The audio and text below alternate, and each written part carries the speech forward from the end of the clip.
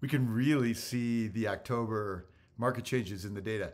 It's autumn, it's snowing in the mountains, and it feels like the country may be finally emerging from the pandemic. So the pandemic real estate market is also fading away. Uh, Although I was prematurely optimistic 6 months ago for that change, here's what we know now. Demand for homes remains strong. Prices are staying elevated. The inventory and pricing patterns look like they're right back on their normal yearly schedule. Each week, Altos tracks every home for sale in the country, all the pricing, all the changes in pricing, all the supply and demand, and we make that data available to you before it reaches the traditional media channels. Home prices this week stayed right in the same range that they've been in for 2 months at $389,500. The median price of a single family home in the U.S. Ticked down just $400 from last week. It's October. This pricing plateau is what happens until Thanksgiving. So that's really encouraging as we resume normalcy. The median price of the newly listed cohort is at $359,900 this week. That's down just $100 from last week. All of the leading indicators are showing that home prices will stay strong through the end of the year. Remember that this newly listed cohort is a reflection of all the sellers and all the listing agents' wisdom, what they see. If they see the buyers down the street rejecting prices of neighbor homes, then the sellers know to list their property a little bit lower. So watch this, the light colored line here, and what it tells us right now is that the demand, while being seasonal, not falling or rising unseasonably like last year, is also not cooling too much, as sometimes we're kind of hearing reports of anecdotes of the market cooling out there. But this really shows us that demand is staying elevated, prices are staying elevated. There's no panic, there's no downturn anywhere in the data. Here's actually another way to look at home prices and their changes over the last few years. Each line here represents a year of a home prices curve over the year. You can see that all of the price gains of 2020, that's the sort of light red line here, is they happened in the second half of last year after the lockdown. This year's big gains happened in the first half. So now we're holding steady until the end of the year. We'll see about 11 to 12% increases in the median single family home price in the US.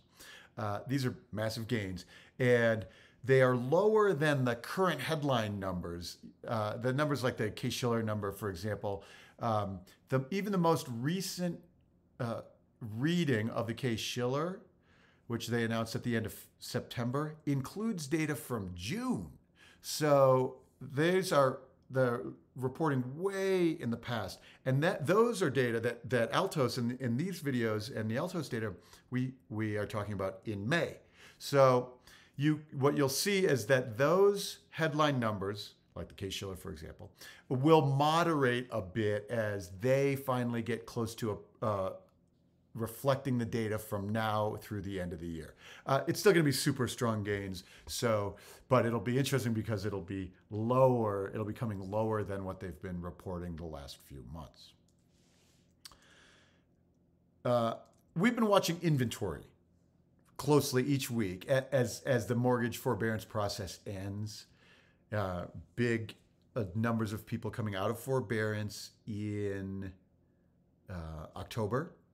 The inventory, though, decreased this week again. So normal for October and continuing our pattern the last several weeks, showing no properties getting listed as a result of resolving their forbearance situation. So total single family homes unsold on the market this week is just under 426,000. We expect that there will be kind of so few homes that need to get sold to resolve their unpaid mortgage that it might be undetectable in the data. But this is where we would detect it. So we keep looking. November, we'll see significant declines in inventory normally, week over week. So any weekly increase, if homes are coming out of forbearance, they'll show up right there, and we'll know when it's happening. Right now, it sure does not look like that's going to be detectable, though. Here's an interesting way, a unique way that Altos tracks the transaction rates before the traditional methods. So we can track the absorption rate. These are properties that were listed last week, and then when they get offers, they are no longer active showing. We call those absorbed. They're absorbed into the market. What's interesting is they're not yet sold because the closing process takes weeks or even months. And so this is the earliest proxy for the sales that'll close next month. And sometimes things will happen like the contracts will fail or the properties will get withdrawn. And then we can use this as the basis to see relistings in the future.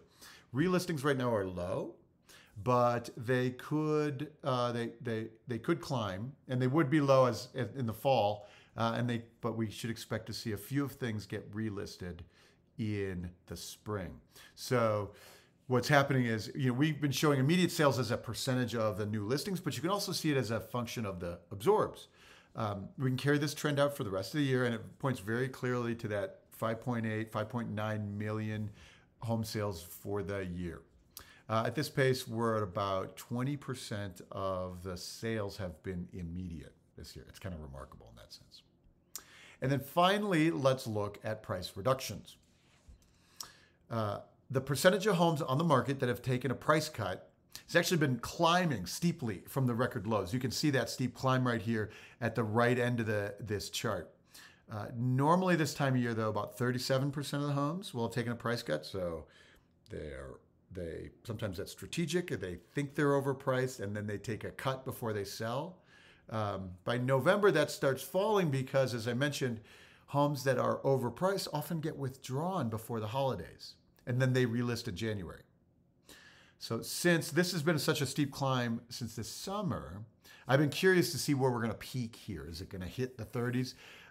If you attended our webinar last week, you might recall that I pointed out that some cities like Boise are back up to normal levels of price reductions. Like they had real steep gains, and now those folks who are still trying to overprice are realizing they have to cut their price to sell. Boise's in the 40% range, 40, 43.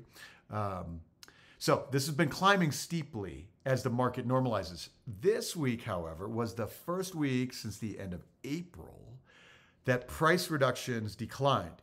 So fewer homes on the market right now have price reductions than last week by just a fraction, but it's fewer at 29.1%. It's just one data point, but it looks like we're at our peak right on schedule. In other words, we're not getting more price reductions. So you can see each year's cycle, we're right at the peak of price reductions. It's another sign that we're normalizing the market. And demand is cooling, but not really cooling cold by any stretch. I mean, we're cooling down from boiling hot, but because this is now rolled over, you can see that the buyers are there as soon as the properties are. It's a really powerful stat for us. Okay, that's all the data we have time for this week. You can catch a replay of that webinar that I mentioned on the YouTube channel. Subscribe to the YouTube channel to make sure you always get the latest data. If you are a realtor and you have clients that need to understand what to expect buying or selling in this market, a lot of folks now have this perception that the market is cooling off a ton. They need to see the data, like price reductions, to be able to make really the most informed decisions. So now's the time to get that data to them. Go to altosresearch.com, book time with our team. As always, thank you very much. We'll see you next week.